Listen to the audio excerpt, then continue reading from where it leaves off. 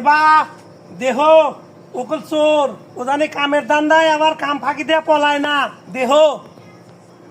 হায় রে হায়, এত টাকা খরচ করে তোমাকে স্কুলে দিলাম, পড়া তোমার ভালো লাগে না, তুমি খালি স্কুল থেকে পলাও, পড়াশোনা তোমার ভালো লাগে না।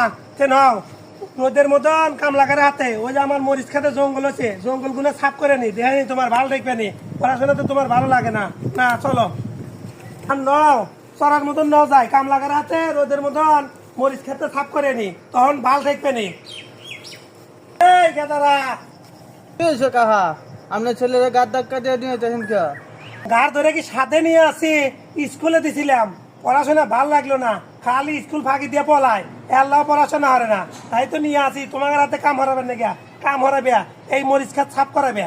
স্কুলে দিছিলাম, খালি স্কুল পলায়, পলাতি পলাতি একদিন চোর হয়ে যাব, তে চোর হওয়ার সাথে তোমার হাতে কাম হরে খাওয়া অনেক ভালো।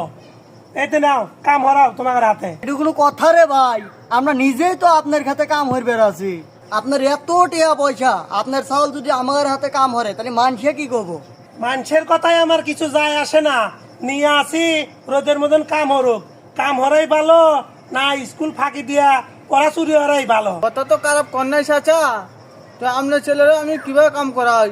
আচ্ছা অসুবিধা নাই, আমি অনুমতি দিলাম, দরকার হলে ওয়াক দিয়া মরিচ খেত সব সাফ করাও, কোনো সমস্যা নাই, তারপরেও ওয়াক দিয়া কাম হরাবে।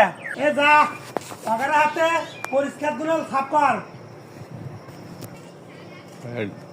এবার দেহ ওকল চোর ও জানে কামের দান্দায় আবার কাম ফাঁকি দিয়ে পলায় না দেহ।